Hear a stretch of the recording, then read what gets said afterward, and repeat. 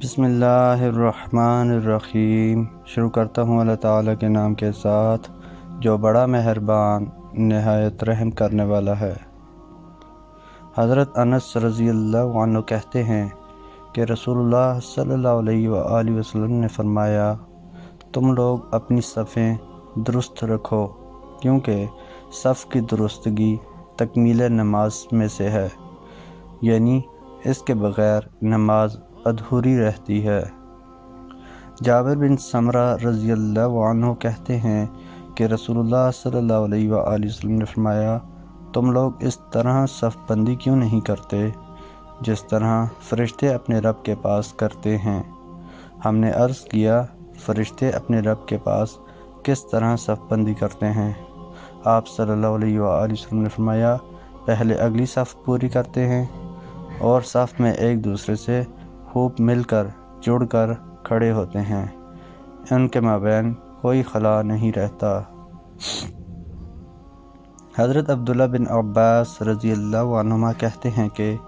رسول اللہ صلی اللہ علیہ وآلہ وسلم نے فرمایا، تم میں بہترین لوگ وہ ہیں جو نماز میں اپنے مونڈھوں کو نرم رکھنے والے ہیں۔ ام المؤمنین عائشہ رضی اللہ عنہا کہتی ہیں کہ رسول اللہ صلی اللہ علیہ وآلہ وسلم نے فرمایا، بے شک اللہ تعالیٰ صفوں کے دائیں طرف کے لوگوں پر اپنی رحمت بھیجتا ہے اور اس کے فرشتے ان کے لیے دعا کرتے ہیں۔ حضرت ابو سعید خدری رضی اللہ عنہ کہتے ہیں کہ رسول اللہ صلی اللہ علیہ وآلہ وسلم نے بعض صحابہ کرام رضی اللہ عنہم کو پہلی صف سے پیچھے رہتے ہوئے دیکھا تو فرمایا، آگے آؤ اور میری پیروی کرو، اور تمہارے پیچھے جو لوگ ہیں وہ تمہاری پیروی کریں۔ کچھ لوگ ہمیشہ پیچھے رہا کریں گے یہاں تک کہ اللہ تعالیٰ بھی انہیں پیچھے ڈال دے گا۔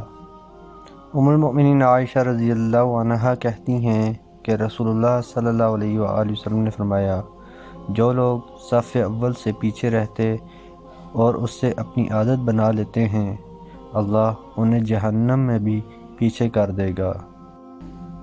حضرت انس بن مالک رضی اللہ عنہ سے روایت ہے کہ رسول اللہ صلی اللہ علیہ وآلہ وسلم نے فرمایا، تم لوگ صفوں میں خوب مل کر کھڑے ہو اور ایک صف دوسری صف سے نزدیک رکھو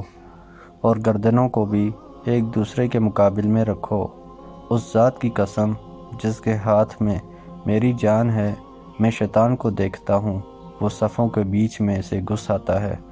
گویا وہ بکری کا بچہ ہے۔ سیدنا عبداللہ بن عمر رضی اللہ عنہما سے روایت ہے کہ رسول اللہ صلی اللہ علیہ وآلہ وسلم نے قبلے کی دیوار میں تھوک لگا ہوا دیکھا، یعنی گاڑھا بلغم۔ آپ صلی اللہ علیہ وآلہ وسلم نے اس کو کھرچ ڈالا، پھر لوگوں کی طرف متوجہ ہوئے اور فرمایا، جب کوئی تم میں سے نماز پڑھتا ہو تو اپنے سامنے نہ تھوکے، کیونکہ اللہ اس کے منہ کے سامنے ہے جب وہ نماز پڑھ رہا ہے۔ ابو القاسم جدلی کہتے ہیں کہ میں نے نعمان بن بشیر رضی اللہ عنہما کو کہتے سنا کہ رسول اللہ صلی اللہ علیہ وآلہ وسلم نے لوگوں کی طرف اپنا رخ کیا اور فرمایا، اپنی صفیں برابر کر لو۔ آپ صلی اللہ علیہ وآلہ وسلم نے یہ 3 بار فرمایا، قسم اللہ کی ضرور ایسا ہوگا کہ یا تو تم اپنی صفوں کو برابر رکھو گے یا اللہ تعالیٰ تمہارے دلوں میں مخالفت پیدا کر دے گا۔ سیدنا نعمان رضی اللہ عنہ کہتے ہیں کہ پھر میں نے دیکھا کہ ایک آدمی اپنے کندھے کو اپنے ساتھی کے